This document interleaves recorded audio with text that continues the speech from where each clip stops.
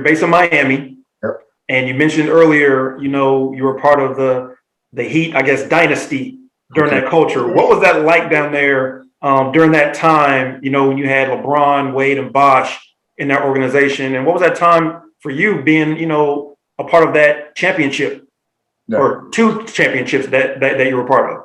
Yeah, no, it was exciting. I mean, I think it was, I would say from a business perspective and just from a basketball perspective, that probably has been the peak of the pinnacle of this industry. It doesn't get better than winning the, what does everyone do this for? What does the NBA strive to do?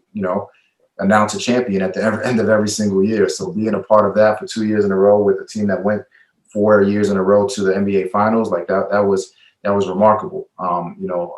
Words can't really describe, what that experience and what that time period looked like. I knew that I was truly blessed to be a part of that organization during that time, just because being a former player and understanding basketball and understanding, the history of the game, like that wasn't normal, and I think being in South Florida where you have so many things to distract you and there's so many other, I guess you could say, games in town. You got the beach, you got boats, you got, clubs, you got,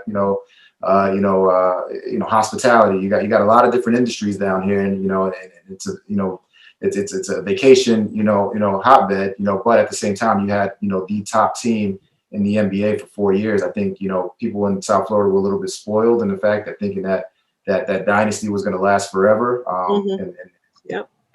But I wasn't. I was even though I was working, I was.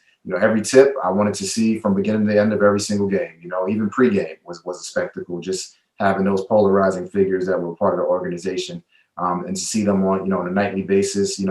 41 nights a year during the regular season, and then playoffs. Up to 50 times per year. Including playoffs and finals. That was definitely a remarkable experience that I was truly blessed to be a part of.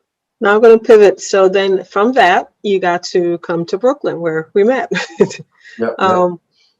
How was that? It was different. Obviously, the success on the court wasn't the same. When I came over, they were kind of, I guess, rebounding from, some of the early acquisitions that they made, and they were kind of they're definitely not the Nets that there are today with KD, James Harden, and Kyrie, Blake Griffin, and it's crazy the team that it's night and day the team that they have now, but.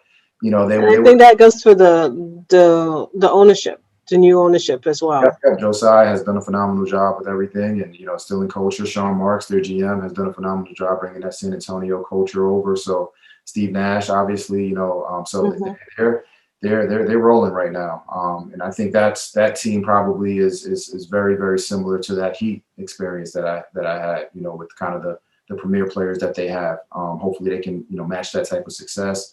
In the finals, we don't know yet, but that definitely is a similar type of team that from what I experienced. But coming from the Nets, like I said, it was different.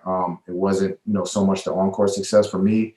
What really resonated with me was just being a kid from Brooklyn working for the Brooklyn Nets. Like that was amazing.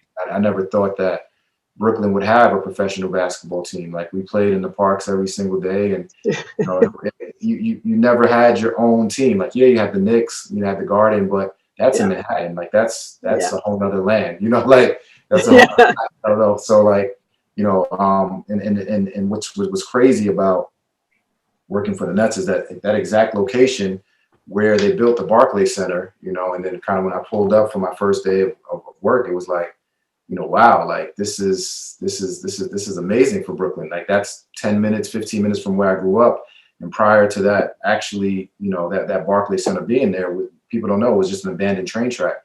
And we used to meet up for my, when I was in 6th, 7th, and 8th grade for my AAU team, right at that location on Atlantic and Flatbush, to go to our games in and around the city. So it was kind of a surreal experience to kind of see, wow, like, fast forward, 20 years or so, or 20 years. Now I'm working for this organization, and now there's actually, an arena that looks like a spaceship in the middle of Brooklyn, and I call that place home, and I call that place work. It just was. I had to pinch myself, every day to kind of, be living that dream. So it was exciting.